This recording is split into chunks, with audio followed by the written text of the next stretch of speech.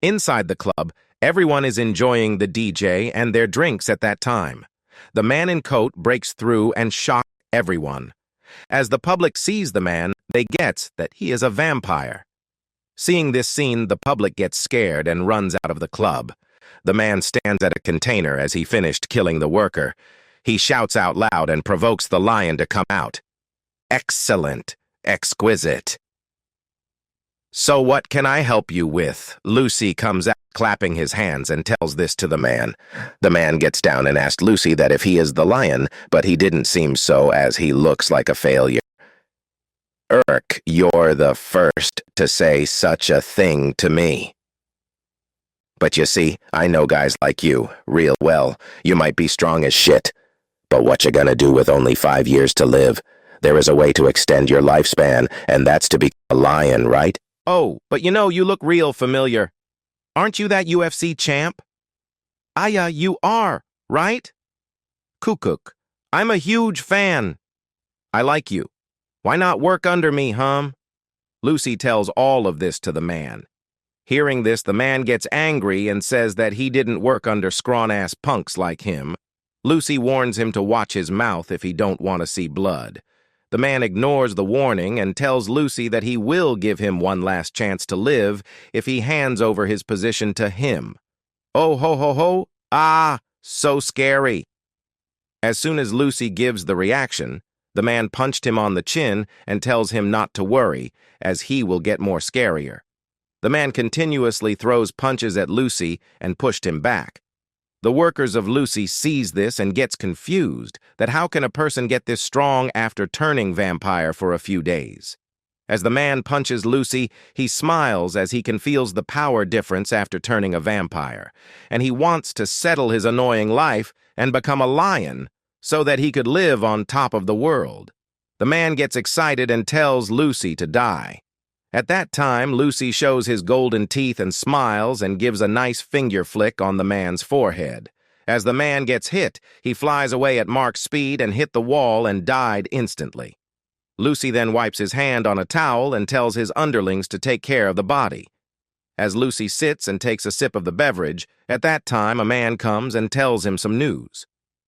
Hearing the news, he gets happy and tells his boy that they should go and meet the pure blood. After that, we can see that at the park, some people are gathered around a drain. They are shouting of help as a cat has fallen in the drain. They cannot save it as the drain is closed with iron cages. Hyan hears their screams and she arrives at the sea and diverts the public's attention. In that split of time, she opened the iron cage and saves the cat. As she was about to leave at that time, the bulky man looks at her and gets shocked to see that she has already rescued the cat. The man shouts and asked her that how she did it. Hyan gets nervous, but she made up a story and tells him that the iron cage was already open, and as she pulls it, it just came out. Hyan then is given a certificate for saving the cat. This new of her is printed on the newspaper and the priest Michael sees this. He gets angry and shouts at Hyan. She explains the priest that she didn't it to save the cat. Michael ignores Hyan's word and tells her to stay quietly in this area. After he takes a pause and then speaks. He says that half-bloods, for the past 10 years, they've been increasing their power, and we don't know how far it goes. They have gangs that are organized like terrorist groups and hide in influential positions in circles such as politics, military, or the police. They'll patiently wait before taking action to acquire whatever they want, but in the end, they'll completely overtake Korea. And the thing they want the most is a pure-blood vampire, strength, power, money. They may have everything, but the one thing they lack is lifespan. The only thing that can increase the length of their life is just one thing, your blood. Hearing this, Hyan asked Michael that how did he know about this? Michael tells her that that's not what's important right now. Hyan stays silent and looks at the table. She sees that on the table there are lots of books about vampires' cases and info. She then takes a page from there, and by looking at it she asked Michael that what she is to him. Michael tells Hyan to stop acting like a child in a situation like this. You're right, I'm a monster. But have you ever thought of what was going through my mind as I lived day to day, Father? You're not worried about Park Hayan, but that Park Hayan is a vampire, right? Hayan says this to Michael in watery eyes. Michael gets shocked hearing this. After that, Hayan opens the doors and runs away while crying. Michael tries to stop her, but he was too late. As Hayan leaves, Michael sees that a paper has fallen from Hayan's pocket. He picks up the paper and sees that it is a happy birthday letter for him. Seeing this, he sits on the table with a heavy heart. As Hayan runs, she thinks about Michael, that he was always that way, always honest when it came to people, and he honestly never thought of her the same way. As she thinks about this, tears crawl out of her face. After that, we can see in the church priest Michael is holding the prayer. People stands at a line and comes to him for their prayers.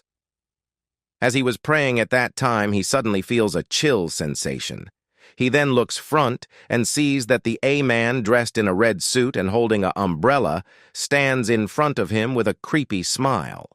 Michael notices that the vampire standing in front of him is on a whole different level. The vampire, whose name is Lucy, says that he is looking for a person. He realizes that he somehow needs to send the innocent people outside of the church. Who's that? What's the father doing? The people question as they are confused. Michael tells the vampire to come back later, as they are in the middle of communion. Lucy replies that he would leave this place as soon as he finds the person that he is looking for. Michael replies in a deadly voice that the person Lucy is looking for isn't here. That's quite a vicious gaze for a clergyman, no? How would you know who I'm looking for? Lucy questions. Hey, kid, hurry up, will you? One of the men asks as he gets angry.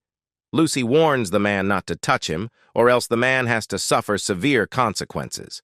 The man slaps Lucy on his hand, and Lucy's umbrella falls due to that. Hey, measly kid, where'd you learn to talk like that? Can't you see that people are waiting behind you? The man shouts at Lucy. Stop it, dear, Michael requests. In the next moment, Lucy gives a death glare to the man, and it was enough to make the man tremble in fear. Lucy decides to attack the man, but at that moment, Michael shouts, Enough! And glares at Lucy. Michael tells everybody that it would end today's prayer here. What happened? Will Father be all right? The people question as they leave the church. Ah, by the way, why not come and have some fun when you have time, Father? Lucy mocks Michael. Lucy tells Michael that he will give Michael a special discount if the father ever comes to Lucy's bar. Lastly, Lucy tells the father to give his regards to Hayan. After the vampire's departure, Michael sweats like hell, as he couldn't hold his strong composure anymore. In the night, Michael conceives that the lion already knew the location of the pure blood, but they confronted him, or Hayan, previously because the lion were waiting to take the heart of an adult pureblood. Michael sees his photo with Hayan and the kids, which makes him reminiscent his past. Previously, during the time Michael was dispatched abroad, he befriended a young child. Despite his difficult life, he was a bright and optimistic kid. They became quite close, communicating in short words and phrases, and that kid was the one who put a smile on Michael's hard and worn-out face. However, just how a sandstorm appears without warning, that fateful day approached. Michael ended up meeting the kid again at a place that he wished he never hoped to meet him in. The terrorists were building and transporting bombs nearby, and the kid had been strolling around the vicinity for the past couple of days. Hands on your head. Slowly. Take your hands off the bag, kid, the mercenary ordered, and Michael tells the kids to obey the order. The kid was shaking in fear and crying, but he did what he was told, but in the end, the kid died a measly death. The mercenaries then got the information that the terrorists are transporting the explosives to the west. Go to the west, all of them shouted. Michael realized that the parents had used their own kid as bait while transporting the bombs themselves, and the only thing that the kid had in his bag were empty paint cans. Michael lost his smile on that day. The feeling of helplessness and guilt weighed heavily on him, and he lived every day with regret in his heart. Michael then selfishly thought that serving God would help him wash away this guilt, but in the end, nothing changed. One night, Michael was listening to the news. The news said that rioting vampires have started to escape. The authorities are currently investigating to see whether the Bangsan Market arson incident was caused by infected vampires. Vampires have indiscriminately drained blood and murdered countless people. Going out at night is inadvisable, and authorities have asked the people to contact them if anyone seemed suspicious. The appearance of vampires caused the entire country to go into a state of chaos. And on that night of record-high snowfall, Michael was again met with a storm without warning. He notices a little girl completely drenched in blood, and without lingering, he quickly took that girl into the hospital. "What? What are you saying?" Michael asked as he got totally shocked. The nurse told him that the little girl doesn't have a single injury. How can it be possible? She was completely drenched in blood a few moments ago, Michael thinks. "Are you her guardian?" the nurse asked. Michael tries to say no, but he couldn't, as he looked at the face of a helpless child wanting a shelter. It reminded Michael of the sorry face of the kid he was befriended with. Michael brought the girl home with him as if pushed by fate. Except for her name and age, there was nothing else Park Hyan remembered, and it was soon apparent that she wasn't human. Every time he looked at Hyan's face, he would have nightmares of the memory that he wanted to forget. One night, Michael was listening to the news while Hyan was still awake. The news said that the crime rate of vampires has steadily been on the rise. Fearful citizens have attempted to hunt down these vampires on their own. However, this has only increased the crime involving major injuries and arson. This is why they ask the citizens to not do anything rash and report suspicious people or activities to the local authorities. Michael searched for the letters his late friend gave him and threw all it in a dustbin as he didn't want the nightmares to haunt him. Hyan looked at Michael from the sidelines. In the next morning, the priest came home and looked for Hyan. Where's the kid? He wonders. Michael found a letter on the dining table. The letter contains, "Dear Father, it's Park Hyan. I hope Father lives a good life. Because of your kindness, I could sleep in a warm bed and eat warm food. I'm sorry for throwing up the food you gave with love. I'm sure it was difficult for you to keep me like this. So, thank you for everything. Sincerely, Park Hyan." Hyan went to the police station in order to reveal the truth. "What's up, kid? Did you get lost?" The female police officer questions. What? Well, truthfully, Hyan hesitated to speak, but she gathered up all the courage and says that she is a vampire. The female officer then laughed at Hyan. "Hey, kid!" The officer told Hyan that playing a job like that will get her into trouble.